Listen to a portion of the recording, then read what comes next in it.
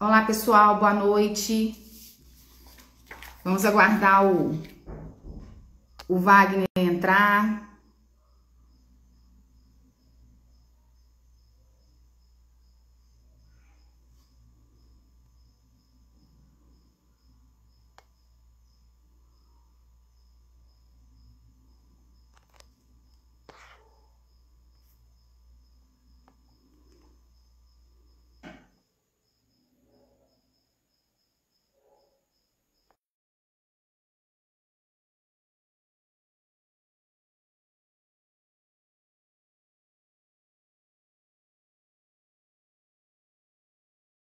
Não, ele não.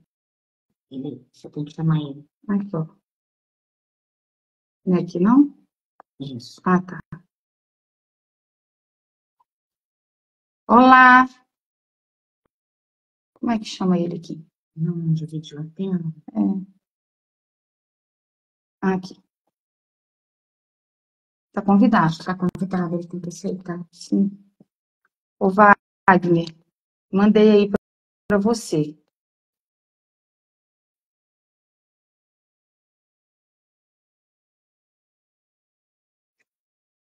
Porque os dois estão mandando, tem que um só mandar. Ah, tá.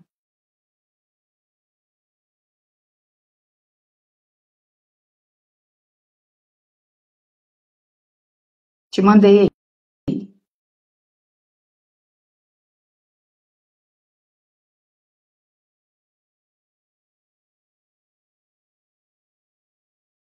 Gente, toda vez faz isso, né? Muito engraçado, gente.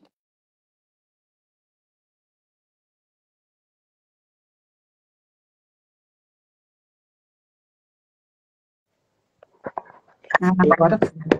Tudo bem? Ah, tá aqui, enfim. Tá me ouvindo? Não sei o que acontece. Não, é coisa do Instagram. Toda vez fica essa. A gente tenta entrar, depois não consegue, mas enfim, bom que deu certo. Conseguimos. É o que interessa. Graças a Deus.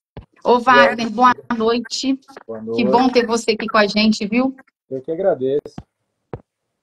Que Bom bom. demais conhecer, Gente, matar um pouquinho a saudade. é verdade. Gente, o Wagner, ele é espírita, né? Magnetista e magnetizador espírita. Ele é magnetizador xamânico também. E hoje nós vamos conversar sobre o magnetismo dentro da doutrina espírita, né, Wagner? Exatamente. Porque nós temos, né, os conhecimentos do nosso povo, que está dentro do magnetismo aplicado ao xamanismo, mas nós temos o magnetismo aplicado dentro da casa espírita também, né? Também. É sempre bem-vindo em qualquer lugar, né? Até nas igrejas. Você Até vê nas no igrejas. século XIX, tinha muitos padres que eram magnetizadores, né? E aqui no Brasil,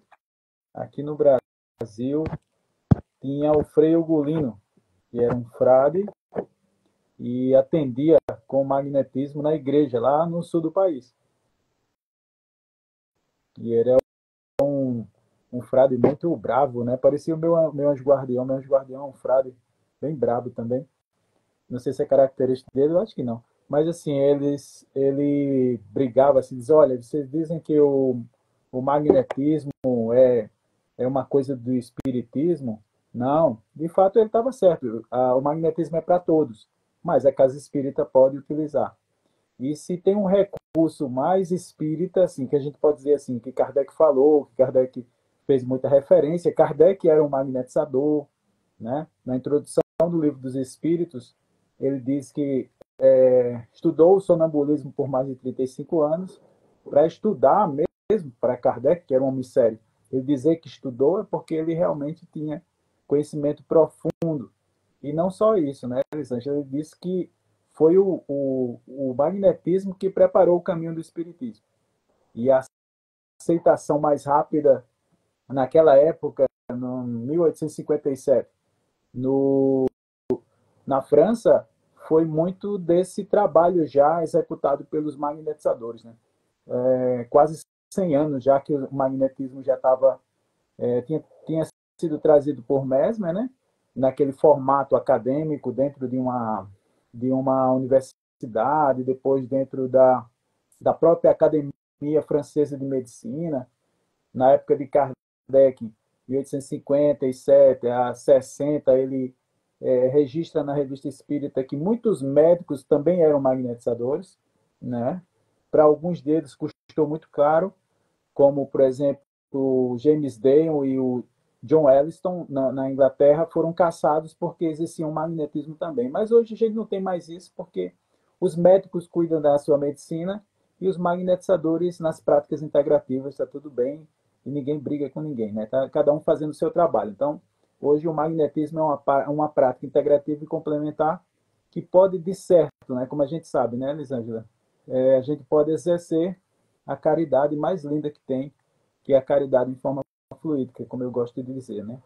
No Evangelho segundo o Espiritismo diz que o magnetismo é uma das maiores provas do poder da fé posta em ação.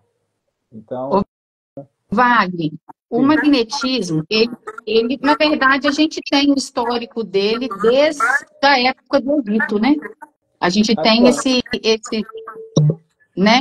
E só que assim, nos tempos modernos, como você mencionou aí, foi Mesmer que deflagrou, né?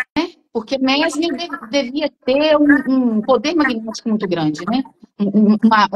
Não falo poder no sentido de poder, né? sim. Tá dando eco? Deve ser o som do Wagner. Deixa eu desligar aqui enquanto você fala. Vai falando. Tá, a gente combina assim. Então, assim, ele devia ter um potencial magnético muito forte. Vamos trocar essa palavra aí, porque não tem nada de poder envolvido, né? Potencial. O potencial magnético muito forte. Aí, assim, e Mesmer, como você falou, trouxe para... E Mesmer, como você falou, trouxe para a medicina, né? Porque Mesmer era médico. Então, assim, qual que foi a diferença depois que Allan Kardec começou, né, a estudar a doutrina espírita, né, depois de 1857? Qual que foi a contribuição que ele trouxe em relação ao magnetismo, para além daquilo que Mesmer e os sucessores de Mesmer vieram trazer e estudaram? O que você pode assim apontar como diferente, como uma coisa que o Allan Kardec trouxe que acrescentou, né, nessa matéria? Agora eu vou ligar meu microfone. E se precisar, você desliga você para evitar o eco. Mas, assim, na hora que você quiser perguntar, né, intervir, fica à vontade aí. A gente está nesse bate-papo bem legal. Eu espero que todos participem aí também com perguntas. Mas é isso, né? Mesmer traz nesse formato. É muito bom a gente saber a história de Mesmer, né? Como foi que ele foi criado, por que ele chegou a estudar o magnetismo, como foi isso? E a gente estudando a história de Mesmer, o que a gente não pode esquecer é que Mesmer, ele era um jovem, uma criança que brincava muito nos lagos, na natureza, e os pais dele sempre preocupados com o futuro dele, né? Coisa que a gente faz muito isso, né? Mas ele foi meio que um curumim ali, brincando na natureza, como um indígena, né? E aí esse contato com a natureza, depois ele revela que ajudou muito nesse conhecimento do magnetismo, porque o magnetismo e a natureza é muito ligado, né? Até esse nome natureza, a gente até questiona esse nome, né? Porque na verdade nós fazemos parte disso. Então, quando a gente coloca o nome natureza, como a gente se distanciasse dela, como fosse um ser à parte, quando na verdade nós fazemos parte disso. A gente às vezes esquece. E Mesmer estava nesse processo, né? Brincando ali, olhando, observando o movimento dos insetos, dos animais, observando a natureza muito bela lá na Alemanha, onde ele morava, em frente a um lago, segundo consta. E depois ele foi convidado para se tornar um religioso, né? Um abade gostou dele, levou ele para a igreja, só que ele começou a ver com aquele olhar dele muito curioso, viu os padres e os frades usando os ímãs para curar as pessoas. E aí ele começa nesse processo, né? Ele diz, que interessante. E aí os frades observam aquela tendência dele, né, de curiosidade, aquela sede por conhecimento, e começa a ensinar Mesmer. E Mesmer, como diz o ditado, né, o discípulo superou o mestre. Então ele observou que não precisava dos ímãs. E aí ele começa a observar que essa terapêutica, né, chamada de magnetismo, que ele colocou o nome de magnetismo animal, que na tradução fica um pouco incoerente, né? Porque do ânima significa vitalidade, não essencialmente o reino animal. Então, esse nome trazido para o português cria uma confusão que somente Jacó Melo, com a sua inteligência, que traz um nome mais apropriado para o português, que é magnetismo humano. Porque a gente tem diversos tipos de magnetismo, né? Os astros, por exemplo, têm o seu magnetismo. A influência da Lua é incontestável, não só nos oceanos, mas nos seres humanos. Os ciclos menstruais e por aí vai. Então, tem o magnetismo vegetal, que não podemos deixar de utilizar os chás, né, as medicações naturais. Também o magnetismo mineral, os sais, né? Todo esse processo de vários tipos de magnetismo. Então, Mesmer, ele estudando isso, se forma na academia, numa academia de Viena, né, numa universidade de Viena, e lá ele fala, inclusive, na influência dos astros, né, que é uma coisa meio que o pessoal hoje não compreende muito bem, acha até que ele era uma pessoa que uma espécie de lunático, assim, digamos assim, né, que ele via essas coisas assim como meio místico, quando na verdade não é, né? E aí ele utilizava esse recurso do magnetismo das mãos e esse magnetismo das nossas mãos que pode ser transferido para outra pessoa. Então, quando o Mesmer faz isso, ele gera uma revolução, porque a medicina era muito arcaica naquela época. Não que hoje não precise de magnetismo, precisa sim, né? Nós que trabalhamos com magnetismo sabemos o benefício que é para potencializar os efeitos curativos, né? Então, se você está em tratamento, quando a gente começa a magnetizar ela, esse tratamento vai render muito mais. Ou aqueles tratamentos que não estão rendendo, vai se desenvolver, né? Vai começar a dar efeito. Então, quando o Mesmer traz isso para a humanidade, muitos beberam nessa fonte, né? Como Marquês de Peyssegui, por exemplo, e ele começa a estudar o sonambulismo, que é uma área espetacular dentro do magnetismo, e começa a surgir outros magnetizadores, como o discípulo de Marquês de Peyssegui, chamado Deleuze.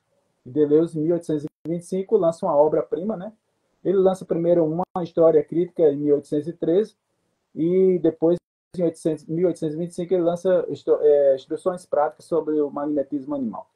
E essa obra é justamente uma revolução, porque muitos magnetizadores começaram a surgir depois dessa obra.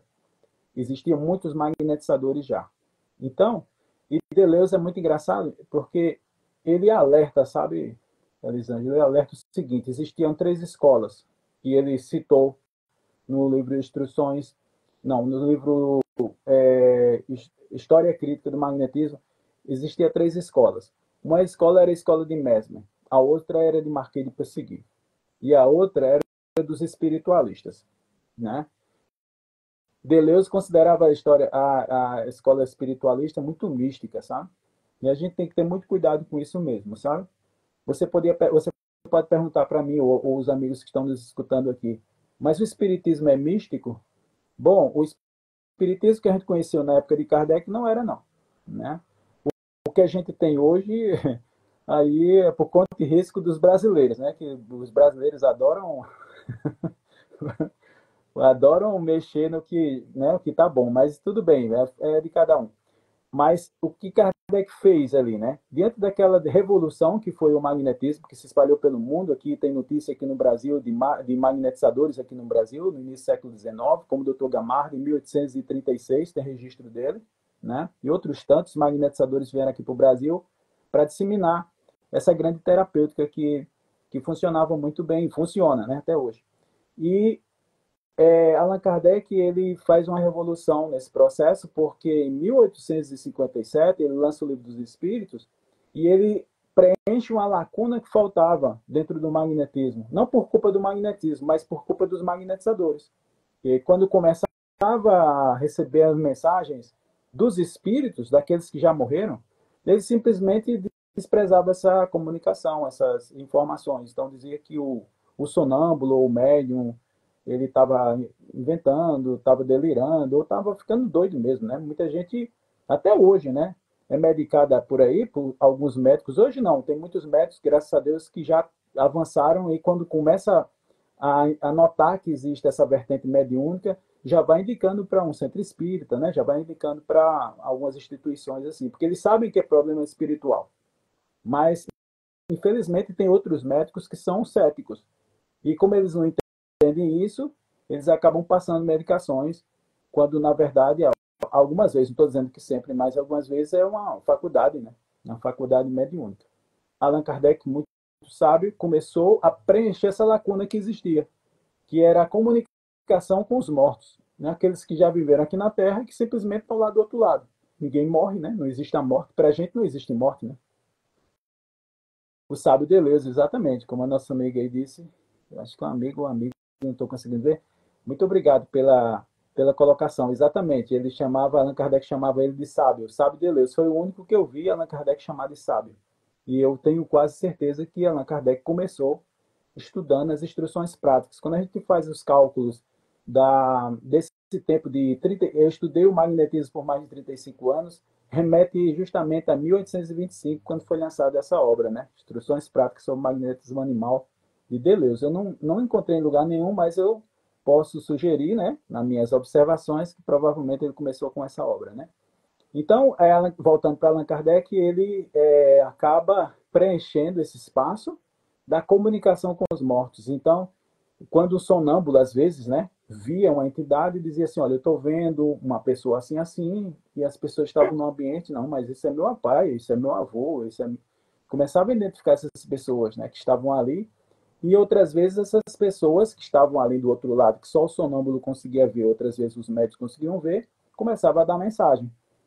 Se fosse um sonâmbulo, ele era enquadrado como um médium sonâmbulo, né? Porque ele estava sendo intermediário entre os espíritos para trazer uma comunicação para cá.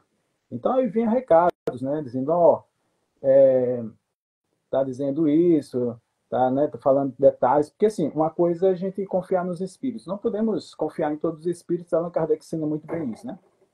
Mas Kardec deixa muito patente a questão da gente colocar sempre o pé atrás e observar nas entrelinhas da mensagem, né? Porque é através desses detalhes que vem na mensagem que a gente realmente identifica aquele espírito. Porque se vier um espírito dizendo que é minha mãe, e se eu acreditar cegamente, pode ser que não seja, né? Mas algumas coisas que mamãe vai me passar ali naquela mensagem vai ser a assinatura dela, né? E algumas informações que só eu e ela sabe, por exemplo, ou que só a família sabe, né? Então, esse é o princípio da gente receber essas comunicações e entender que essas comunicações são reais, né? Como, por exemplo, eu estava com uma médium em Natal e eu havia visitado um cemitério procurando a cruz. Fazia muito tempo. Na verdade, depois que a minha esposa faleceu, né, que fiquei viúvo, eu nunca tinha entrado naquele cemitério. Mas um amigo meu me chamou, eu peguei uma carona com ele que eu ia para casa, ele disse, ó, vou lá no cemitério, passar no cemitério primeiro, depois você deixa em casa. Beleza, aí eu passei nesse cemitério e entrei, né? Eu disse, não, eu sou espírita, eu não preciso estar... Eu não gosto muito de cemitério, né? Mas aí eu entrei e aí eu caí na besteira de procurar a cruz lá, que era um túmulo muito simples, né? Tinha várias, é um túmulo assim da família, então tinha várias cruzes, aquelas cruzes ali empilhadas, e eu fui procurar, né?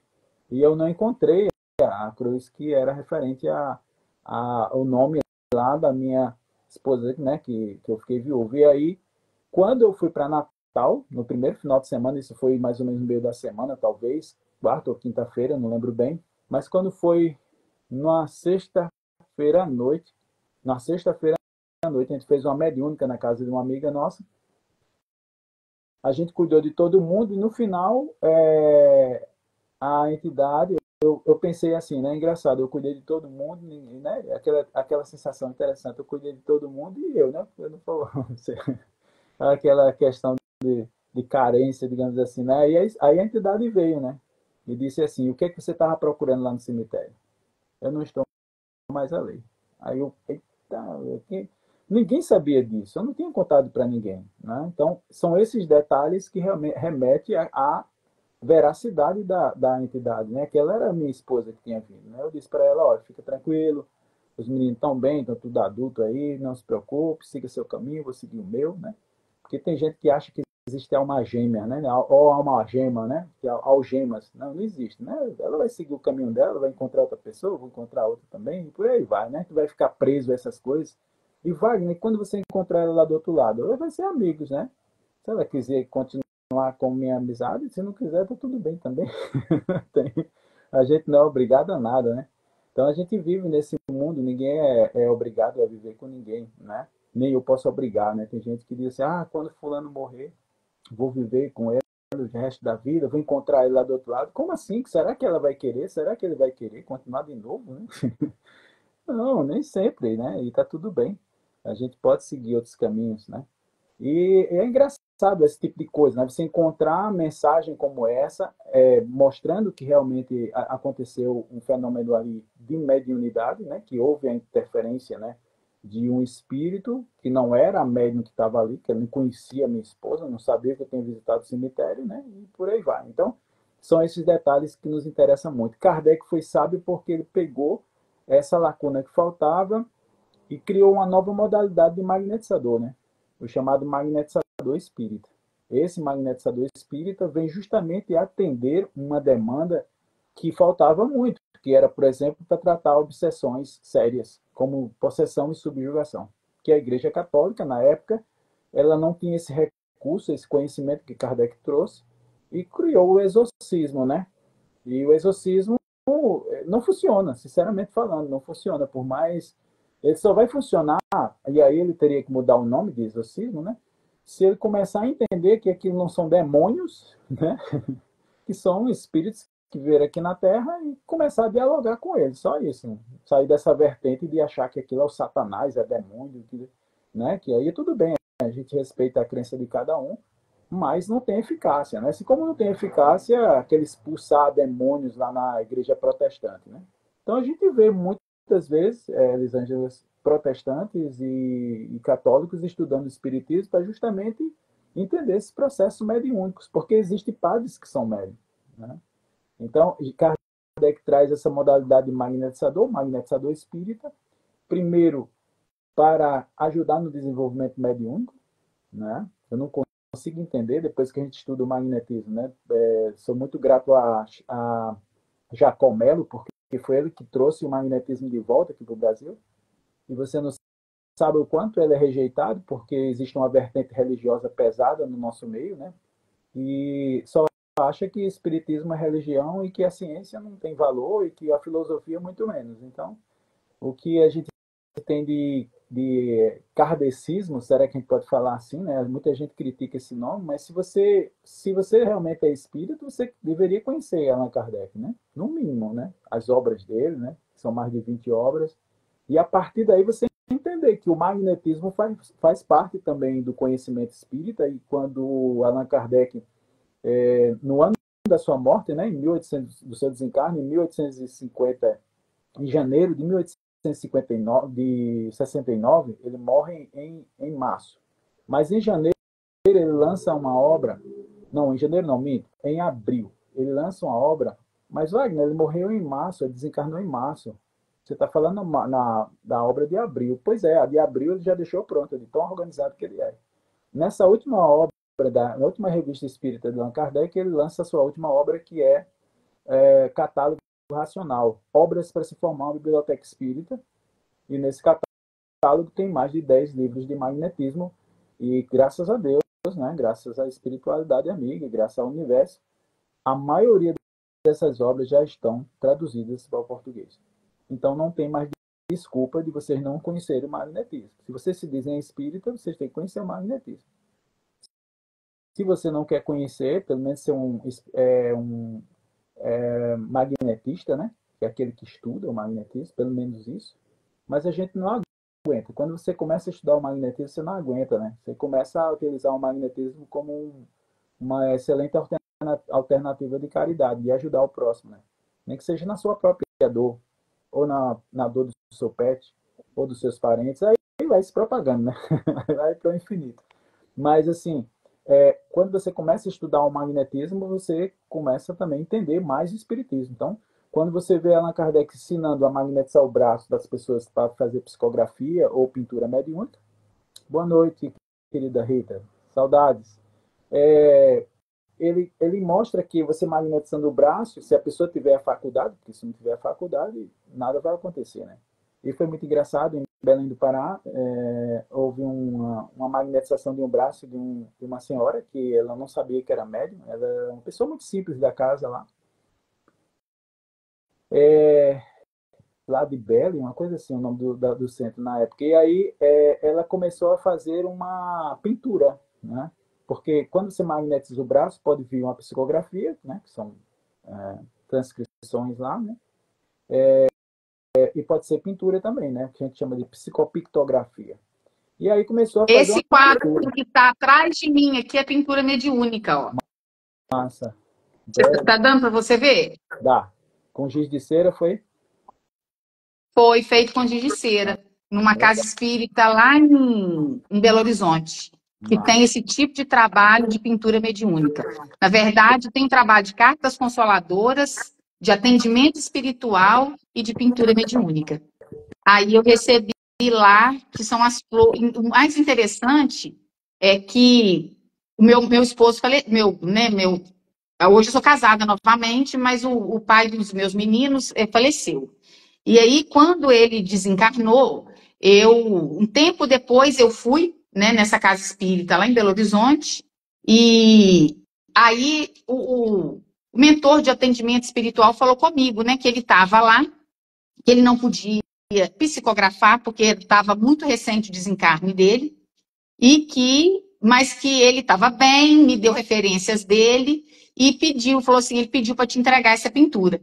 E o mais interessante é que no último dia das mães, que ele estava bem ainda, ele me deu justamente uma orquídea azul.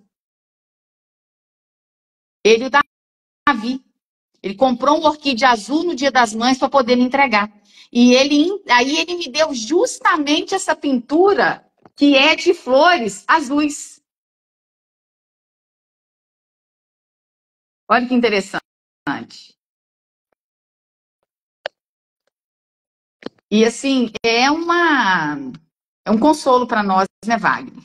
Então, assim, aí a gente percebe, né, que com a experiência que a gente vai, com as coisas que a gente vai vivenciando, não dá para não acreditar que existe um plano espiritual. Não dá para não acreditar que existe vida depois da morte. Porque não haveria tanta coincidência assim. São muitas experiências que a gente passa de situações diferentes que comprovam para nós que existe essa movimentação espiritual, né? Que existe a continuidade da nossa vida enquanto espírito. E assim, aí, né, anotando aqui o que você tinha falado até então, a questão, né, dos vários magnetismos que nós temos, né? Porque a gente tem o magnetismo do vegetal, a gente tem pessoas que trabalham com pedras, né? E que utilizam realmente o magnetismo mineral, né?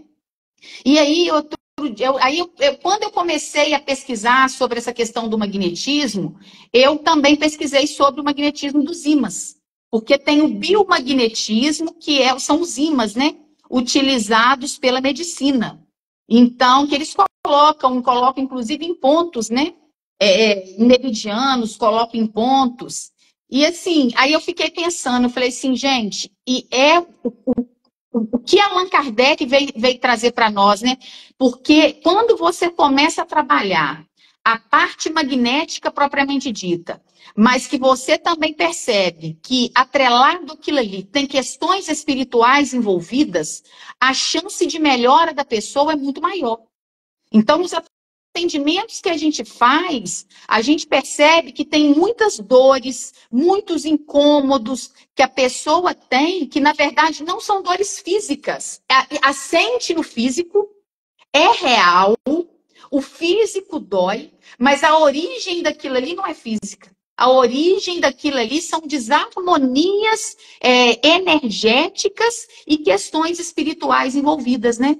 O que permite que um tratamento feito dentro da casa espírita, né, com um magnetismo humano, né, com o auxílio, né, daquilo que Allan Kardec veio trazendo para nós, dentro da codificação, a gente percebe a eficácia que esse tratamento tem para tratar as dores de maneira geral, né, os incômodos de maneira geral. Isso, eu estava falando sobre a psicografia, antes que eu esqueça, né? Teve duas situações bem interessantes da psicografia, na verdade, da psicopictografia, que é a pintura mediúnica, que eu quero relatar aqui rapidinho, para depois falar sobre o biomagnetismo e falar sobre essas questões que você falou, né? É que em 1992, aí eu vou entregar a minha idade, né? Em 1982, 92, um grande amigo, ele fez uma pintura para mim, e aí observando, talvez não tenha sido mediúnica, talvez seja uma dupla vista dele. Por que eu digo que é dupla vista? Porque ele viu o futuro, né? Esse quadro ele fez para mim, eu não era nem casado ainda, e tinha uma figura masculina, tinha um jovem com um chapeuzinho de japonês, tinha uma criancinha com o bracinho para cima assim, e a outra criança como sem entender o processo. E aquilo passou, né? Eu recebi esse quadro, veio o quadro com moldura, tudo bonitinho, guardei esse quadro, né? Aí casei, aí veio o primeiro filho, veio o segundo filho. Quando eu casei, a minha esposa já tinha um filho, esse já tinha 4 anos, que era o japonesinho, só que eu não associei o quadro, né? E aí tinha uma médium chamada Maria Lúcia de Vasconcelos, ela é de São Paulo, não sei se ela já desencarnou, e ela disse que esse quadro era um quadro interessante, né? E eu achei aquilo, e como esse meu amigo tinha exposto, mas ele deixou bem claro, Wagner, esse quadro é seu. Eu senti no meu coração que é seu. E realmente era meu, porque era a minha história, né? Esse quadro só veio se... Esse quadro foi feito em 92, e ele só veio se realizar em 1998, 6 anos depois. Quando eu fiquei viúvo e aí apareciam as 3 crianças, né?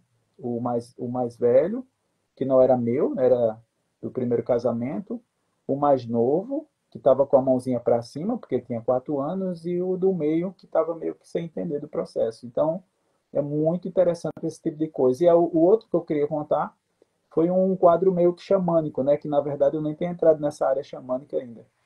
Eu tive 2 experiências xamânicas fortes com médiuns e com sonâmbulos. Esse da mediunidade foi lá em Belém do Pará, e a médium fez uma pintura e o indígena ficou chateado porque tinha ficado muito feio. Ele jogou os lápis no chão, jogou o papel no chão, amassou o papel, jogou fora, e depois ele fez uma imagem de um indígena bem bonitinho. Eu tenho no meu canal, no Portal do Magnetismo, esse fato. E depois ele fez a cidade, né? Que nos indígenas chamam de Encantado, que é a cidade onde os indígenas moram, né? É engraçado porque no movimento espírita ninguém fala de cidade dos indígenas, né? Mas os indígenas sabem que eles moram na cidade dos Encantados. E aí era muito bonita as cidades com as ocas e tal, muito legal, achei muito bacana aquela imagem, né? E foi um indígena que trouxe, e engraçado que a médium não sabia que tinha essa faculdade, né, de psicopictografia. Perguntei para ela, quanto tempo você tem de casa? Ela, 5 anos. Você sabia que era médium? Eu disse, não. E o magnetismo fez isso, né? O outro trabalho xamânico que aconteceu comigo foi uma sonâmbula lá na Universidade Federal. Ela não sabia que tem essa faculdade, né? Sonambulismo, descobriu comigo. E aconteceu num trabalho, ela viu os indígenas levaram ela para um rio e fizeram uma limpeza na cachoeira, rio e tal, e ela estava precisando, né? Então foi e aí ela contou os detalhes, né, dos indígenas, como é que eles se transportavam lá, como uma espécie de canoa, parecia uma cobra. Então isso é muito xamânico isso. E foi bem interessante também esse fato, né? Agora voltando para Kardec, de fato, Kardec ele faz uma revolução porque ele preenche uma lacuna que existia, que era justamente essa parte espiritual que era totalmente, ora, até hoje né, desconsiderada, mas muitos médicos já estão se voltando para esse lado, porque Existem casos que é problema psicológico, né, psiquiátricos, mas existem casos que é influência espiritual e não tem como negar, né? Pessoa vendo um parente, né, como meu pai mesmo. Meu pai viu meu avô pegando no pescoço dele e arrochando. Eu tenho que conversar com o vovô, teve que conversar com o vovô, com o meu avô, teve que conversar com ele, porque ele queria vingança. Meu avô, meu avô que me colocou no espiritismo. Vale a pena salientar. Mas ficou totalmente descompensado lá do outro lado. Fazer o quê, né?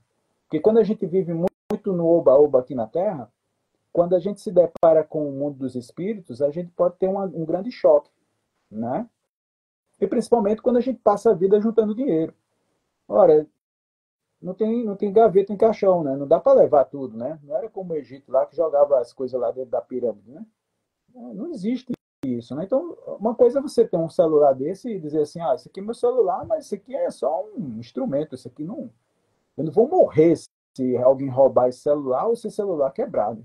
Então, é esse tipo de coisa que a gente entende que somos seres espirituais, né? Nessa jornada material, que é importante, por sinal, muito importante, não vou dizer que não é importante não, né? Porque a gente, às vezes, fica olhando muito para o céu, a gente tem um grande... Pode ter uma desagradável surpresa de estar tropeçado numa pedra, né? De tanto olhar para o céu. Né? Também não é assim. A gente valoriza a terra, né? Mas sem se apegar às coisas materiais. As coisas materiais são muito importantes no nosso crescimento. E aí você ter esse conhecimento espírita é muito legal, porque você começa a balancear a coisa, né? Nem 8 nem 80. Nem você vai desvalorizar a matéria, porque ela é tão importante que a gente está aqui vivenciando ela. E eu digo que é o teste dos 9, né? Para ver se a gente é bonzinho mesmo ou não, né? E até esse termo bonzinho eu não acho legal, né? Você é bom ou é ruim, né? Ou mesmo, existe também as formas da gente trabalhar que às vezes é bom para um e não é bom para o outro, mas isso aí são processos de progresso, de evolução de cada um, né? Então, é uma conquista, né? A gente vai todo dia melhorando. Essa é a grande, eu acho que é o grande benefício que Kardec trouxe para a humanidade, é justamente a gente ser melhor do que ontem e amanhã ser melhor do que hoje. E no sentido amplo da palavra. E o conhecimento e, essa comunicação, essa conexão com a nossa ancestralidade, com os nossos parentes, né? Com aquelas pessoas que já faleceram, como minha mãe mesmo, né? Minha mãe hoje trabalha comigo no magnetismo. Como é que eu fiquei sabendo disso? De médios diferentes que disseram, teve um até que disse, olha, a, a entidade esteve aqui antes de você chegar e ela disse o nome dela. O nome dela era Liduína. Os caras, como assim? Minha mãe tá me acompanhando. Então, a gente entender esse processo, né, que a morte não nos separa, pelo contrário, fortalece mais ainda, e de forma mais intensa, mais saudável, mais salutar, sem condições, né, sem colocar condição de amor, é um amor mesmo verdadeiro, um amor possessivo, um amor de olha, eles eu só vou te amar se você preencher tais e tais requisitos. Isso não é amor, isso é um contrato, né? É um contrato até muito, muito assim, escravagista, né? Porque aí você vai colocar a pessoa num quadrado que ela não pertence, às vezes ela está gostando de você, e aí ela se molda, até estou falando de âmbito geral, até em termos de amizade. Né? E às vezes tem amigos que também botam condições, né? E eu, cancelo logo, né? Bloqueio lá no WhatsApp. Porque esse tipo de gente não é legal, ela vai sugar você, né? Tem gente que quer você, ela quer você mesmo, literalmente falando, como uma escrava, como uma pessoa que vai, e aí de maneira que você vai sendo um sujeito ali, né? Se submetendo, e daqui a pouco você fica subjugado a esse tipo de pessoa. Isso existe no âmbito material, isso existe no âmbito espiritual. Na hora que você pensa, começa a pensar, você vai se conectar com determinados espíritos ali, né? E aí a gente entra numa questão que a Allan Kardec trouxe, né? Como é que a gente vai cuidar de obsessões sérias, como possessão e subjugação? Porque muitas vezes uma possessão, uma subjugação, ela pode começar numa obsessão simples e depois descambar para uma coisa mais séria, né? Eu estava conversando com um amigo, ele dizendo que tem uma pessoa que ela ela simplesmente se apaixonou pela entidade, ela começou a brincar com projeção astral, ela saiu do corpo e viu uma entidade muito bonita, porque as entidades elas podem se materializar do jeito que ela quiser, né? Um artista global ali lindíssimo para que você possa se apaixonar por ela, mas presta atenção, que entidade é essa, né? Ou no meu caso, né? Uma mulher linda ali, né? Maravilhosa, aí ali você vai se apaixonar por ela, fisicamente falando, mas conversa com ela direitinho, né? Observa se realmente essa entidade é do bem, né? O que ela quer de você? Então, essa pessoa, segundo esse meu amigo, começou a se envolver de forma, inclusive sonhando sexualmente com aquela entidade, mas eu gosto dela, não sei o quê. Ele ajudou ela nesse processo durante um bom tempo, mas depois ela simplesmente não quis mais. Ela queria continuar, entendeu? Uma espécie de simbiose ali, de conexão, né? De âmbito muito sexual, então, porque aquela entidade usava a energia sexual dela. E ela foi definhando. Ah, por que eu estou ficando assim? É claro, você está fornecendo energia para essas entidades. Né? Então você vê muito isso. Se você não prestar atenção, e aí você vê um filho definhando, que pode ser uma depressão, mas pode ser também, porque muitas das depressões, às vezes a gente está com a vibração tão baixa que algumas entidades também se aproximam. A gente ajuda com magnetismo, por isso que a gente chama de TDM amarelo, né? A gente está no Setembro Amarelo, o TDM salva vidas. Muitas pessoas que pretendem fazer determinadas coisas, né? Como o Setembro sugere, essas pessoas passam por uma depressão. Então a gente pode ajudar com o TDM, mas às vezes o TDM também precisa da ajuda espiritual. Então tem que ter uma mediúnica para evocar esses espíritos que podem estar, né? Nem sempre estão, mas podem estar também vinculados a essa criatura. E aí você tem um processo também espiritual. Então Kardec traz uma modalidade de magnetizador espírita, para tratar da obsessão, para tratar principalmente daquelas pessoas que estão, o corpo daquela pessoa, o magnetizador vai tratar, e a mediúnica vai cuidar do espírito, né? Vai conversar com aquela entidade que está ali muito querendo vingança, né? Querendo fazer justiça, porque ela está, de certa forma, cobrando coisas ou dessa vida ou de vidas anteriores. A gente se acha bonzinho agora, mas a gente não conhece a peça, né? A gente não sabe o que fez no passado. Também não estou dizendo que todo mundo só fez bagaceira, não. A gente fez muita coisa boa, sabe? Eu vejo muito espírito dizendo, é porque em vidas passadas. Não, nem sempre, sabe? Não. O errar faz parte do processo, entendeu? Persistir no erro que é o grande, né? O grande problema é persistir nele, mas errar faz parte do aprendizado, né? A gente vai ficar se martirizando, é agora, porque da vida passada. Não, esquece isso. A vida passada é vida passada. É por isso que digamos assim, a sabedoria divina, né, digamos assim, ela nos bota o véu do esquecimento. E é muito sábio isso. Imagine a gente ficar sabendo das bagaceiras que a gente fez, né? Não interessa mais. Nem eu sou mais aquilo, né? Às vezes, conversando com a entidade, quando eu estava quando passando pela depressão, a gente é tão possessivo que até a doença é nossa, né? Minha depressão, a gente já possa até das doenças. Mas, assim, eu estava nesse processo de depressão, após a minha separação, né? Quando eu fiquei viúvo, foi fácil, né? Foi fácil, assim, não foi tão fácil, mas, assim, foi mais, digamos assim, eu consegui me consolar, porque aí foi uma coisa natural, né? Entreguei na mão de Deus. Mas na hora da separação, aí é complicado, porque a gente trabalha o lado machista, né? Por isso que acontece muito de mortes por aí, né? Porque a gente foi adestrado a ser machista, né? Eu tenho trabalhado isso intensamente em mim, né? Porque eu fui criado assim. Isso não é desculpa para eu continuar assim, de maneira nenhuma. Eu brigo constantemente para me desconstruir com relação a isso. Por isso que eu falo, ninguém é escravo de ninguém. Se você tem uma relação que se submete a tudo, reavalie essa relação, né? Porque relação em conjunto.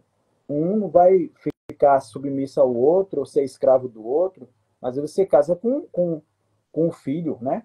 A pessoa está casada com você porque ele precisa comer. Então está precisando de uma esposa, está precisando de uma pessoa que faça a comida dele, né? Então, esse tipo de coisa que a gente tem que avaliar, né?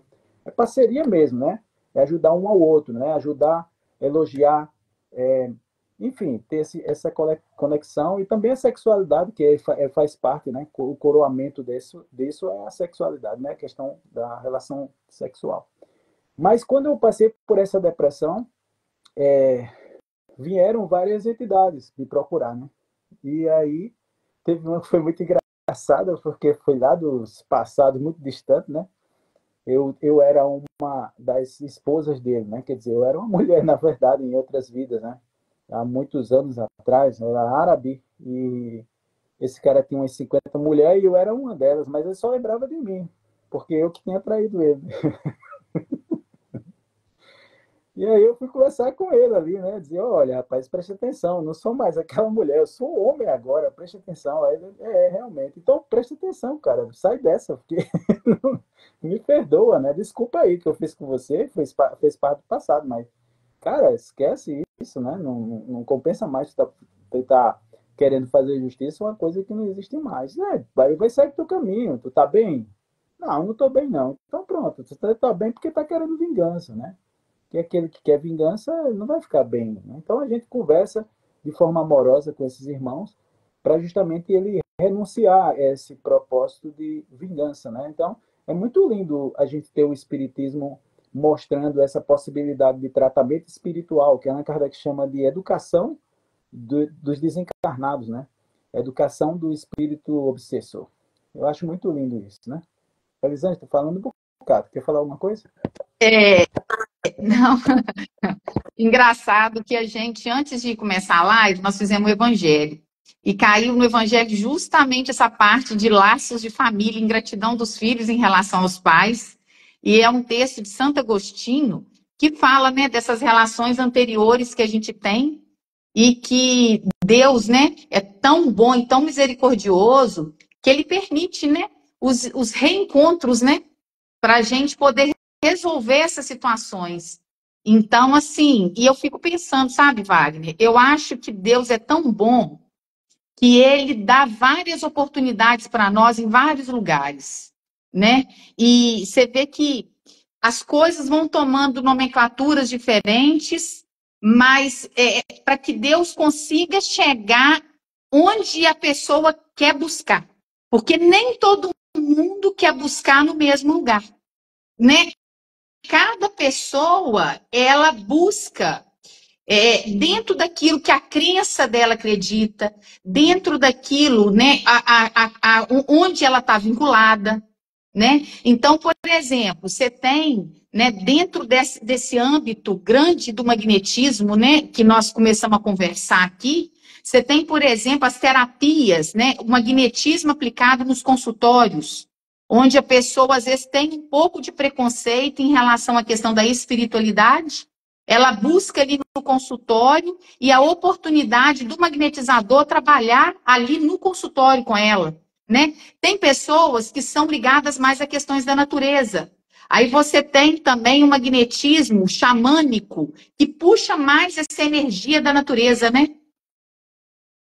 E você tem, por exemplo, até mesmo o biomagnetismo, né, que é uma situação, a pessoa que está aí pelo Centro Espírita, Irmã Terezinha, falou sobre a questão do Mesmer, né, que o Mesmer começou com o biomagnetismo, mas tem pessoas que são muito materialistas, né? Porque aí Mesmer começou com o biomagnetismo, mas viu que a potencialidade das mãos, né, o poder magnético humano, que ele chamou naquela época de animal, mas que na verdade é humano, o poder magnético humano é muito mais eficaz do que do metal, propriamente dito, né? Mas tem pessoas que ainda estão vinculadas a essas questões, né, do materialismo. E aí você tem nessa oportunidade de trazer esse benefício, né, essa ajuda para dentro da casa espírita, né? Tratando as pessoas ali e utilizando, na verdade, a potência energética que a gente tem no nosso corpo, nas nossas mãos, né? Acrescida, né? Desse suporte espiritual que a gente busca, né? Então, assim, isso eu acho magnífico, né? É como que Deus ele vai direcionando as coisas e nos respeitando, né? respeitando as nossas escolhas e respeitando ali o que a gente quer buscar para nos tratar, né? Eu li uma vez que Allan Kardec estava preparando um livro sobre magnetismo quando ele desencarnou. Porque Allan Kardec infartou, né, na verdade. Então, assim, foi um pouco súbito. Mas que ele estava preparando um material para poder justamente o próximo livro que ele iria lançar seria o livro sobre magnetismo. Você tem alguma informação mais detalhada sobre isso para falar com a gente? No discurso de Camille Flammarion era um cientista, era um magnetizador também, né? Eu vou citar alguns magnetizadores da época de Kardec, né? O Alexandre Delane, que contam que ele foi o primeiro a atender Allan Kardec depois do problema do coração dele, né? Na verdade, Kardec já tinha sido avisado pela espiritualidade que diminuísse a quantidade de trabalho, porque senão ele ia morrer. Mas Allan Kardec ele era muito trabalhador mesmo, né? Trabalhava à luz de candeeiro, não tinha limite. Allan Kardec, sabe? Ele se dedicou mesmo 100% ao espiritismo, né? Ele via que não tinha tempo, então ele correu, né? Mas aí o Alexandre Delane era magnetizador, foi o primeiro a atender Allan Kardec, né? O Camille Flammarion era magnetizador, trabalhava muito com sonambulismo também. O Leon Denis, um dos maiores médiums e amigo de Allan Kardec, era médium e era magnetizador e trabalhava e conhecia o sonambulismo muito. O filho de Alexandre Delano, Gabriel Delano, também era magnetizador. Então tem uma listagem de magnetizadores enorme. Então, na época de Kardec, eu acho que a maioria eram magnetizadores, né? É uma pena que no Brasil se tornou um corpo estranho o magnetismo, né? Como há esse desconhecimento, na França eles conheciam muito, né? Praticamente em cada família tinha um magnetizador, mas aqui no Brasil se tornou um corpo estranho por ignorância mesmo. Mas tudo bem, né? É uma questão de tempo, a gente está aí para isso, né? E aí, Camille Flammarion, no discurso que ele faz diante da morte de Allan Kardec, ele faz esse discurso e ele relata nesse discurso, está na Revista Espírita, quem quiser ver é só procurar lá. Salvo engano, parece que é de abril, que tem o discurso de Camille Flammarion.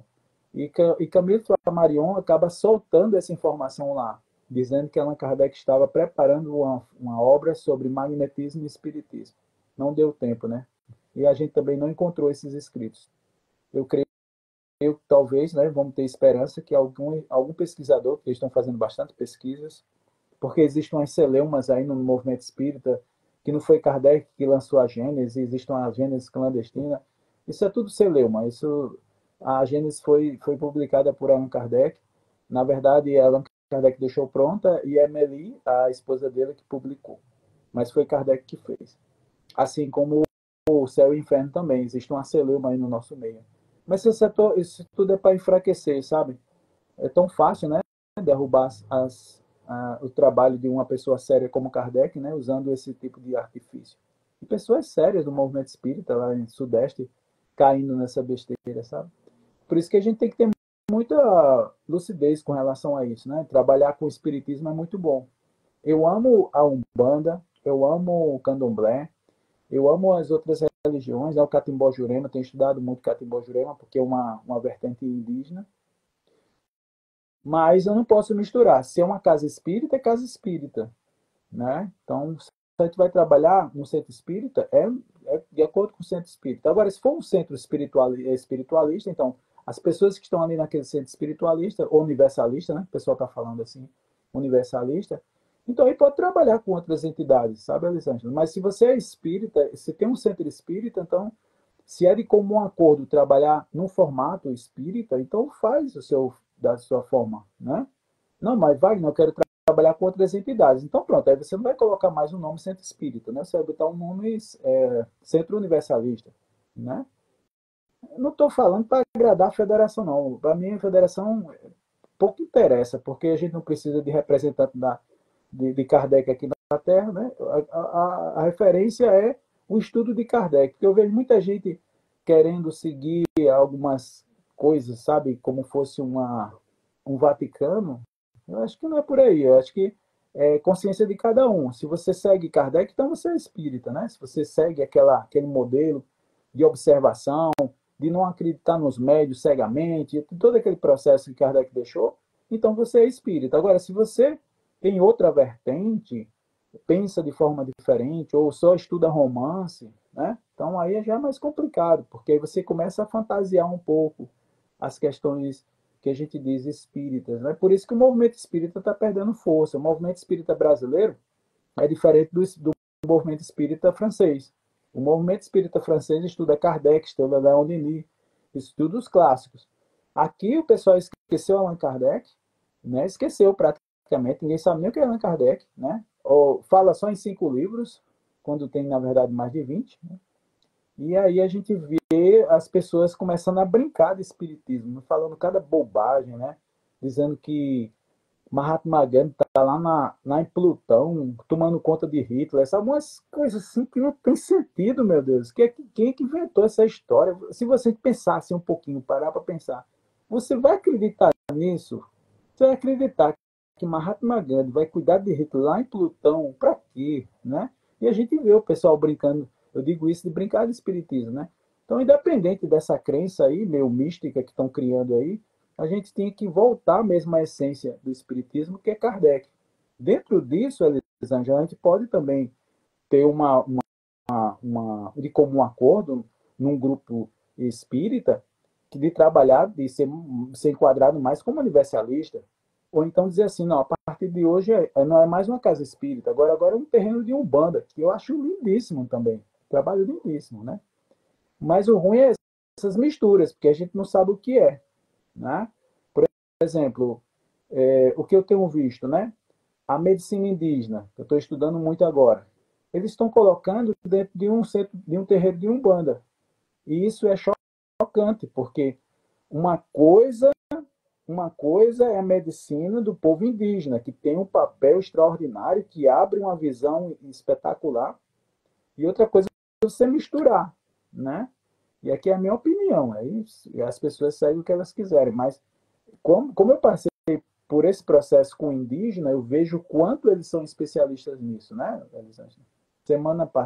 Semana retrasada, eu estava lá em Ceará Mirim e eu consagrei a ayahuasca e consagrei a jurema. A jurema é uma bebida do nosso povo aqui do Nordeste. Eu nunca tive tanta admiração na minha vida. E eu vi meu animal de poder. Só que o meu animal de poder, eu sempre tinha visto ele, eu não tinha identificado que era um carcará. Porque era tantas cores tão bonitas e eles me apareciam tão lindo, tão colorido, tão aceso, que eu não consegui identificar o carcará. Mas aí, com a mãe Jurema, ela me mostrou, esse aqui é o carcará, tá vendo? E aí o pajé disse assim, você chame, peça para ver o seu animal de poder. E aí quando eu abri o olho, que eu olhei assim, eu vi no chão um gato. Não tinha gato ali, mas eu vi um chino lá, nitidamente um gato olhando para mim, um gatinho assim, meio, assim, quase o tamanho de um cachorro, assim, grandinho. E ele olhando para mim era um gato do mato, né? Um animal de poder. Eu vi 2 animais. Um que já vinha me acompanhando há muito tempo, que era o carcará, que aí eu consegui identificar, que eu não conseguia identificar, mas dessa vez eu consegui. E o outro foi o outro animal de poder, que foi um gato do mato. Mas por que eu estou falando isso? Porque quem estava no comando não era um terreiro de Umbanda, não era um candomblé que estava tomando chá, era dos indígenas, percebe? Então, isso serve também para a gente, sabe, Elisângela? Ou você dedica o seu centro como centro espírita, ou se por acaso a maioria for de ordem universalista, então vai para universalista. Não, mas agora eu quero ser um terreiro de Umbanda, então vai ser um bandista, né? Ou do candomblé, ou do catimbó jurema, né? Aí no caso do catimbó jurema teria uma vertente mais indígena, né? Que no catimbó jurema temos um problema também, Elisângela, aqui no Nordeste. É que eles se misturaram também, entendeu?